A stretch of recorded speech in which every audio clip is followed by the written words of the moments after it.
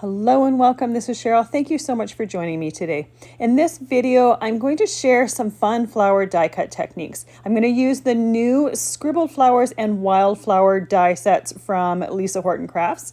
There are 7 different flower dies in the Wildflower die sets, and in the Scribbled Flowers, there's both the silhouette or the shadow, the solid part of each of the flowers, and then there's also a detailed one. So it makes it really easy to create with and to have fun with different techniques.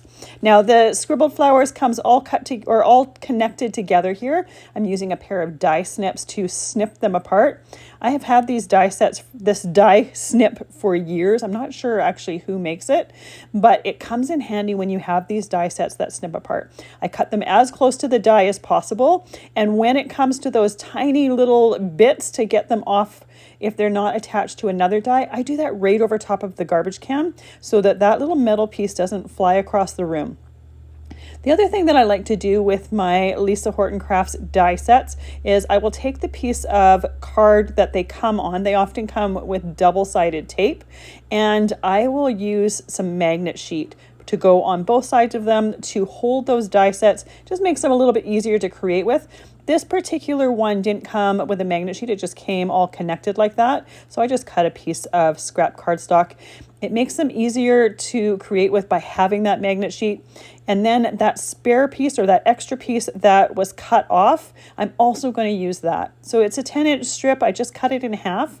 And then I took my other die set, one that I hadn't done this to, and I just put that piece of adhesive magnet over top of the double-sided tape that's on that card, and then I can put my dies right on it. This is one of the extra large thanks or extra large sentiments die sets, and I hadn't done this yet.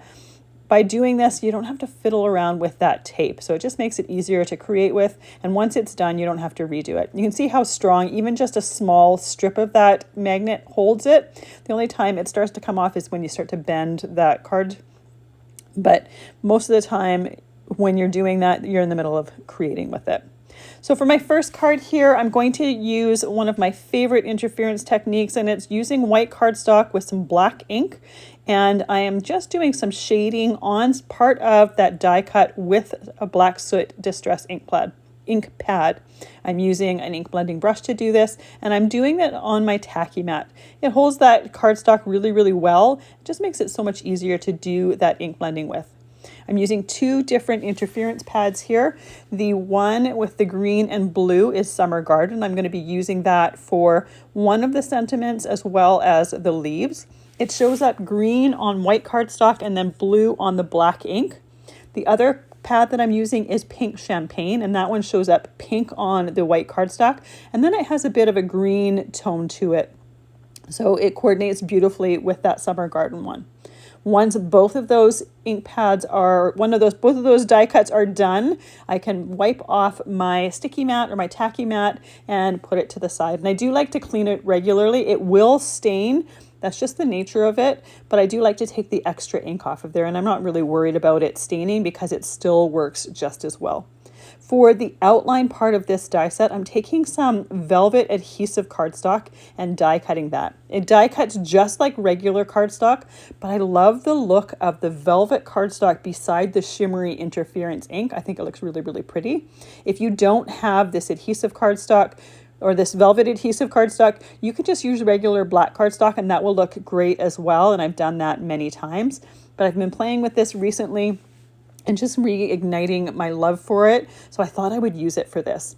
Now this velvet cardstock has an adhesive back to it. So once you die cut it, I take it out of the die, and I am careful when I take it out of the die because it is a slight little bit stretchy.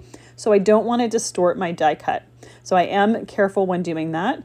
I can take that adhesive off the back and I can stick it right to that solid die cut. And my ink with the solid die cut has completely dried by now, so I don't have to worry about trying to put this on wet ink. I take that whole backing off, and then I'm going to start with the floral area or the flower area to put that outline on and work my way down the stem. So I'll do the flower first, and then I'll place it on the leaf, and then place it down the stem. And when I first put it down, I just put it down lightly so that it's in place, but I don't press it down until I know that I have the entire thing down.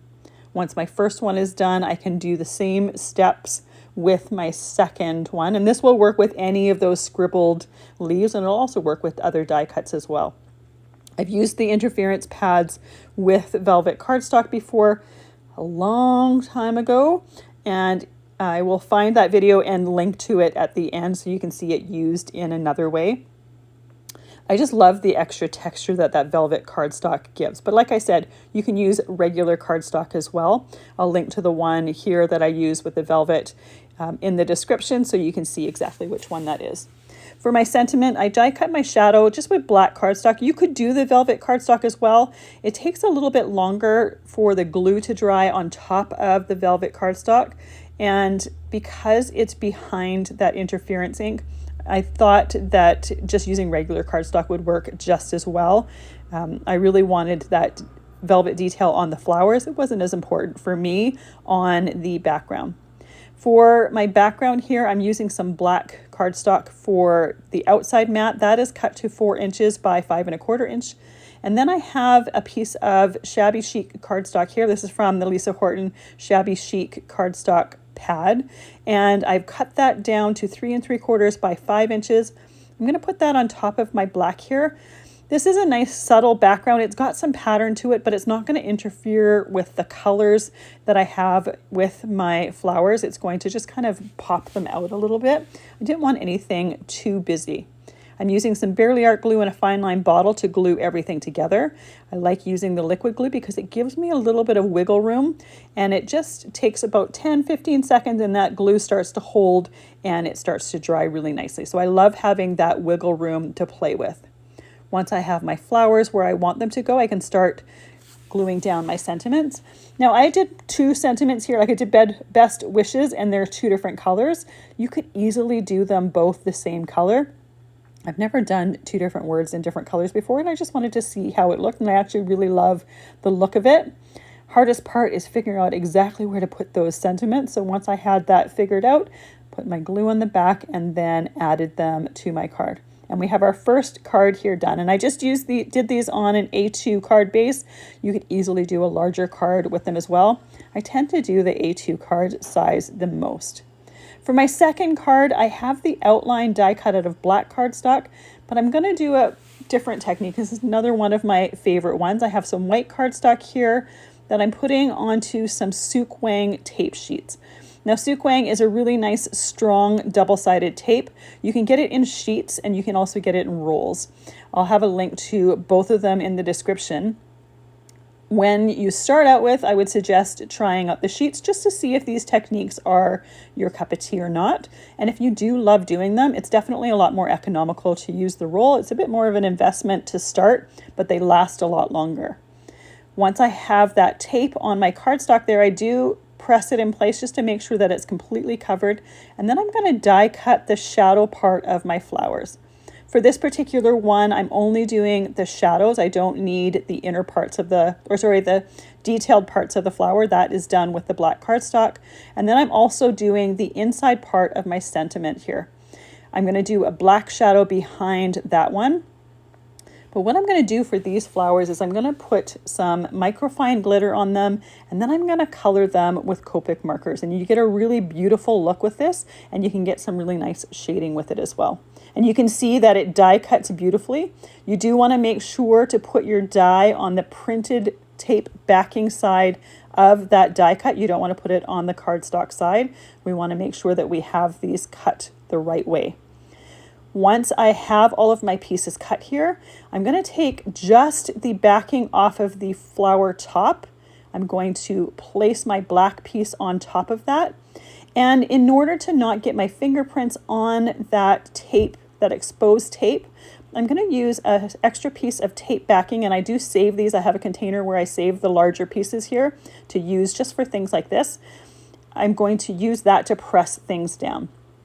Now, the reason why you don't want to use your fingers is you're going to have your finger oils on that tape, and it's going to make it a little bit less sticky. And when it comes to adding the glitter later, it's going to affect the way the glitter shines a little bit. Now, these areas are nice and small, so they likely wouldn't even really be noticed. but it's a good habit to get into, especially if you're going to do a technique like this with a larger area. It's good to kind of get used to not touching that tape.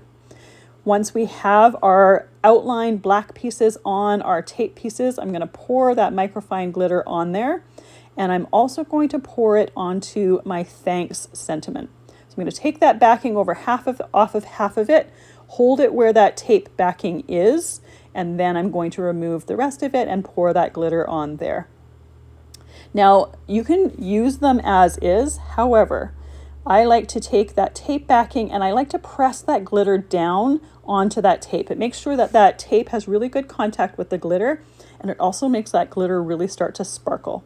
It also helps because when we go to use those Copics on here, that glitter is adhered a little bit better, so it's not going to come off as much.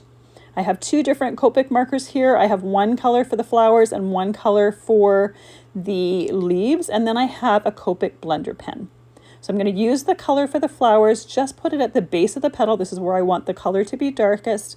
And then I'm going to use my blender pen to pull that color out and blend it out. So it's going to stay that darker color towards the center of the flower, but it's going to go like almost an ombre, a little bit lighter where I pull it out with that blender pen.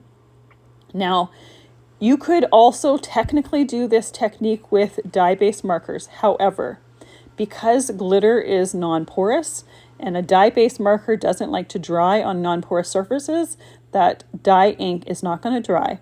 And it's also going to be a lot harder with that glitter on your dye-based marker tip. I've done this for years with Copic markers and it works perfectly and the ink dries within a minute. But when I tried it, because someone told me that you could use it with dye pen, I tested it with it. For weeks, I could lift up wet ink off of that. So I would suggest using alcohol markers with it. It doesn't necessarily need to be Copic markers, but just alcohol markers, something that's going to dry on that non-porous surface of the glitter. For my sentiment, I'm going to use both colors as well, just for a little bit of a different look. So on the top of my sentiment, I'm using that purpley color. I'm just going to put that color there. I'm going to use my blender pen to blend that color out. And you may have noticed I have a scrap piece of paper to my right there.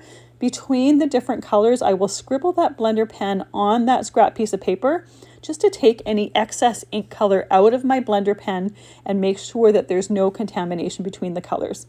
And you're not going to contaminate your markers, but you would contaminate your surface and have, the wrong color where you don't want it to go. So by using that piece of scrap paper, and it could be just scrap printer paper, it can be anything, I'm making sure that I'm not getting the wrong color on my surface where I don't want it to go. So now I'm going to use that green color and go at the bottom of my sentiment here. And then I'm going to do the same step. I'm going to use the blender pen and blend it out. And like I said before, this dries really, really quickly. Alcohol ink starts to dissipate and dry super quick. So I don't need to wait for this to dry anytime before I go and start to assemble my card. And I absolutely love the look of both of those colors on that sentiment with the white in between. I think it looks really, really neat.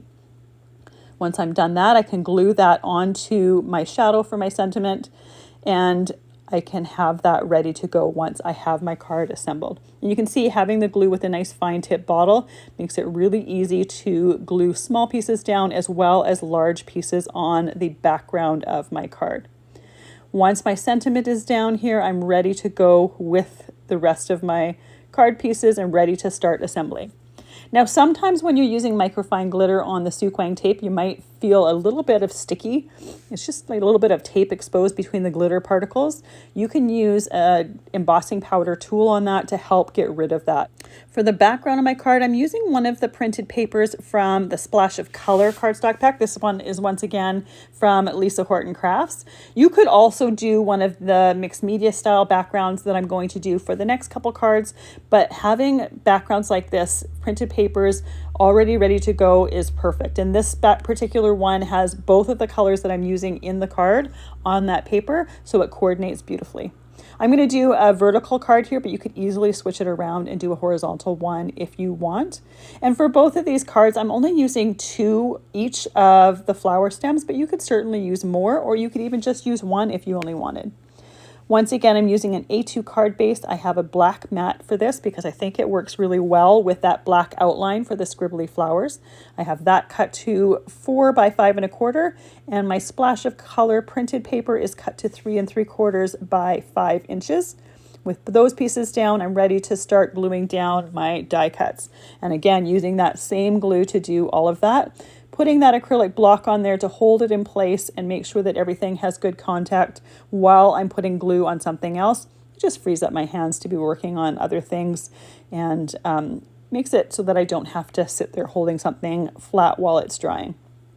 Once both of those flowers are down there, I can glue my sentiment on, and you can see how quickly these flowers are for playing with, as well as creating cards and having them all come together. And I love using both of these different techniques for cards. They have such a fun look to them. For the next 2 cards, I'm going to be using the Wildflowers die set, and I'm going to create some mixed media style backgrounds. So on my glass mat, I have the Tim Holtz Media Surface Mat here. It's the best mat for doing these backgrounds, and I'm also using Distress Mixed Media Cardstock. It can handle the moisture that I'm going to use for it. Now for my first background here, I want to use some interference inks, but I want to play around with both properties of the pads. Now interference inks look different on light backgrounds than they do on dark. So I'm using a black soot distress pad and creating kind of a black soot mixed media distress background first before using the interference pads. So I pressed my pad on my media surface mat, used a distress sprayer to mist it with water, tapped my paper in there or pressed my paper in there, and then I'm using a heated tool to dry the ink. Now for this technique, it doesn't need to be 100% dry before I go to the next step, but it should be mostly dry. I want to say like 80% dry. Once it's where I like it to be, I can take that cardstock and I can dip it in the remaining ink again. And that step gets repeated as many or as few times as you want. If you like it after the first time or after the first dipping and drying, you can leave it as is. But the more you do this, the more the ink on your surface mat there gets smaller and the beads get smaller, and you get a lot more of the texture detail and more of the dimension. Now I am going to do this, and I'm just going to keep doing this until I get my background how I like it. And then I'm going to do the same process with those interference pads, and those are going to be on top of that black ink.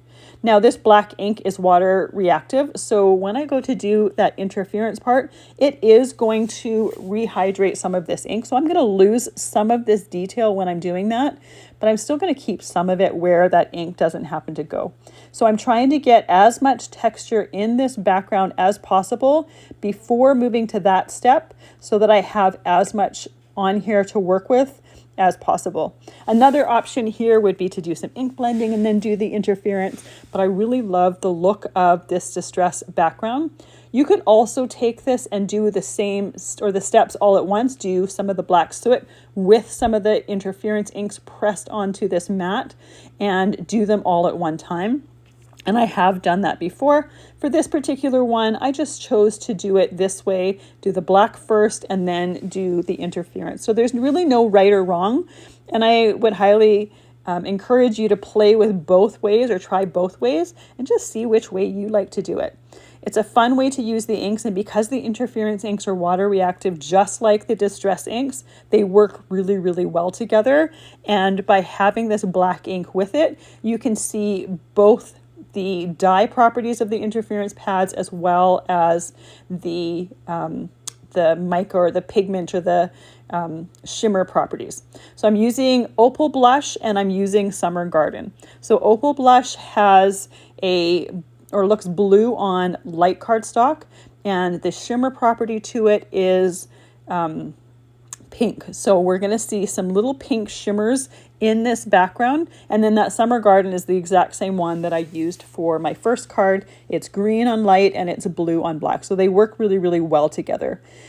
We're going to see mostly the dye part of this background while I'm working. But when you take that background, when it's done and you tilt it into the light, you get that beautiful shimmer, that little bit of shimmer on that background. And it's really, really pretty. I love that extra little bit of shimmer texture that you get. So the process for this with the interference inks is exactly the same as it is for when I was just doing the black distress ink. I'm using that same heated tool. I definitely suggest using a heated tool rather than an embossing tool. You could use an embossing tool. However, an embossing tool, the heat is a lot more concentrated, it's a lot hotter, and it's too easy to scorch your paper. For the heated tool, it's just a little bit more gentle, so you're gonna have a harder time scorching your paper. It's just going to be a lot gentler on the paper as well as on the inks to dry them. And it's definitely better to use a heated tool than, say, a hair dryer or blow dryer. That's one of the questions that I have gotten often, is people wanting to swap out the heat tool for the blow dryer. A heat tool emits heat, a blow dryer blows air. And even though some of the air is hot, it's blowing it. So if you were to use a blow dryer on this, you would be blowing that ink around. Whereas the heat tool, because it just emits heat and it's a gentler heat, it's going to dry that ink where it is. You're not actually blowing it around or moving it around. And that way you can have a little bit more control when you're creating these backgrounds. Just like the distress ink, I'm going to keep repeating this process until I get a background that I like. You can stop anytime you want. If you like it after the first dipping, you can stop. You can keep going. Typically, the sweet spot for me is about 3 to 4 repetitions of this process, but I have gone a lot more sometimes. As with the distress ink before, the more you do this, the more those droplets are going to get smaller and you're going to get a little bit more detail, and it just adds to the texture on the background. And you can do what I just did here, use a paper towel to sop up any of the excess or the bigger ink drops and just have the smaller ones left when you're getting close to being finished, and just want some of those small drop details in there. And to me, some of those small ones are the ones that create the most interesting texture when you're creating these backgrounds. Once I'm done, I just use a wet cloth to completely wipe off my background. Now, for the first 2 cards, I did each card from start to finish. For these second 2 cards here, I'm going to do my backgrounds first, and then I'm going to use those backgrounds to completely finish. Look at that background. It's got some beautiful texture to it. Next, I'm going to do the same process. However, I'm going to be using the Cloud9 matte blending inks here. These ones are a dye and a pigment blend. They're very similar to Distress Oxides. They're water reactive. They just have different colors to them. And just like the Distress Oxides, they have a matte chalky finish. They're water reactive, just like Distress, just like Oxides, and just like those interference pads. To add just a little bit of extra texture and shimmer, I smashed or pressed a little bit of the corners of those interference pads amongst the different inks from these Cloud9 matte blending pads. So I'm going to get just a tiny little bit of shimmer in this background. It's not going to be as much as my last one because I just used the Distress and the interference pad. This is going to be mostly those Cloud9 matte ones, but it's going to have just a touch of the interference in there for a little bit of shimmer and a little bit of shine. And it's going to be one of those backgrounds that you're not necessarily going to expect that shimmer, so it's a nice surprise. So again, I'm going to repeat that same process. This particular background is going to go quicker than the first one because the first one was 2 steps where I did the background with the black first and then the interference. Here I'm doing all of the colors at once. So for the matte blending inks, I used Anthracite, which is the darkest of the colors. I used Surf's Up, which is the blue, and then I used Garden Sage, which is the green color. And then those interference pads here, I used the exact same ones as the last one, so it's Opal Blush and Summer Garden. So all of those colors work well together, and that shimmer from the interference is going to be just very, very subtle, but it is there. So again, I can keep repeating that process until I'm done. And if I used up all the ink on my surface and wasn't quite done, I could repeat that same process, but I don't often have to do that. Usually doing it and using up all the ink is enough for one background. So you can see this one came together really quickly, and you can see that little bit of shimmer, but it's not as much as that first one. For my die cut details on my third card here, I am using that same thanks sentiment as my last one, and I'm using that Opal blush to do the ink blending on that background, and I'm also using that Opal blush to do ink around the outside of my mat here. My pad is getting a little bit dry, so I definitely have to re-ink it. So you can see that I'm struggling to get extra ink or get as much ink as I need on that background. Now, while I was doing this, I thought I might as well show you how I do my re-inking. When you get the re-inkers, they come with the pointed tip or that fine tip separate. They come with a separate lid. So I take that lid off. I use a die pick to take the foil that's on the top there. And then I press that lid in there, making sure it's nice and parallel. Use the tip of the lid to screw it on completely, and that helps to push that down into that bottle, and it pushes down nice and evenly. Now, putting it on that way was not my idea. I got the inspiration from Tim Holtz when he was doing the mica mist in the alcohol ink bottles. That I figured I tried that when I first got my refills, and they worked perfectly. So if you have refills, that's how I do it. And then I refill my pad. Usually I let it sit before I use it, but I figured I would use it on the edges of that cardstock there, and you can see how I get much more ink on there. Then I let it completely sit to dry. When I refill an ink pad, I don't use it right away. I let that ink sit on there so that it can kind of blend out throughout the pad. I'm going to take my first distressed or background here, my mixed media background. I'm trimming that down to 3 3/4 inches by 5 inches. And I have an A2 card base here. Now my shadow for my thanks, you can see I cut that right out of that matte piece. Because it's going to be covered by the mixed media piece, I might as well utilize that bit of cardstock. Just a way to make your cardstock go a little bit farther. You don't have to do this. I do this especially when I'm using specialty cardstocks or metallic cardstocks, because they tend to be a little bit more expensive, and it's a great way to just make them go a little bit farther.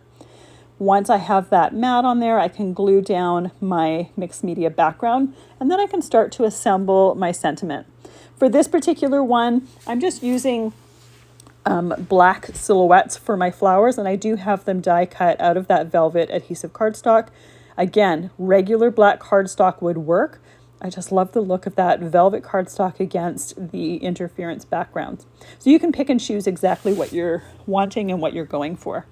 Now, often when I do floral cards, my default is putting the florals towards the left side of the card.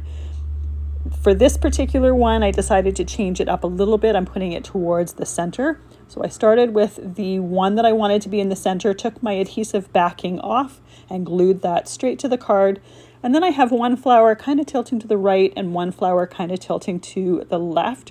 I chose those particularly so that they would look like that. Once I have my florals down, I can glue down that sentiment. And again, you can see how quick and easy this card was. The thing that took the longest was that mixed media background. But by doing both of them at once, I can have those drying off to the side while I'm getting all my die cuts ready to go.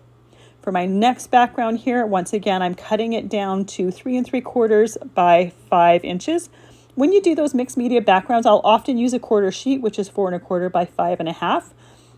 And those inks tend to kind of pool around the edges. So when it comes time to trimming them down, I will often trim a little bit off of all of the sides so that I'm not left with 1 or 2 edges that have a lot of ink pooled towards that edge. For this particular card for my mat, I used that anthracite ink and I rubbed that along the outside edge of that cardstock so that it was going to match the color of the dark ink that is on my background. And then for my So Kind sentiment, I used the Garden Sage Cloud 9 matte blending ink just to tie in the greens from my background. And you can see, I'm not sure if it shows as well on camera, that anthracite ink, even though it's a dark color and looks fairly black, it definitely has a green tone to it. So it's a great one to choose for something that's not quite black. I will often use it as a shading for some of the greens and for some of the garden colors, but it's definitely a really rich looking color. Once I have my backgrounds and my mat on my card base, I have my acrylic block on there while it's drying, and then I can glue my sentiment together. Now I did this in the Garden Sage color mainly because my background has more of the blue showing, so I chose to use the garden sage for my sentiment. You could also leave it totally white if you wanted it to kind of pop a little bit more. I didn't want my sentiment taking away from my flowers though, so I did want it ink blended and coordinating that way. You could also use a colored cardstock as well, but I find using the actual ink colors that I'm using on my card makes it just a really easy way to have perfect blending. It's really hard sometimes to match cardstocks to ink, so by inking on that cardstock, it makes it match perfectly. For my flowers for this one, they're different flowers from that same Wildflowers die set, but they're just cut out of black cardstock. I could have easily used that same velvet cardstock for this one. I only did it this way so that it was a little bit different. And just to challenge myself to be a little bit different from my standard and my default, I put my flowers to the left side of the card and then put my So Kind sentiment around the edges of it. And I love the fact that you get so much texture from this background with that mixed media background. It just gives it a lot of visual interest, as well as the interference mixed media background with that little bit of shimmer. Then we have our first ones done with those scribbled flowers. And I love the different techniques you can use with those scribbled flowers to get some extra detail as well as shimmer from the glitter and the interference inks. It's always fun to have different style of flower die cuts to play with to create and use different techniques on. Thank you so much for joining me again today. I really appreciate the time that you spend with me. I hope you have a fantastic day.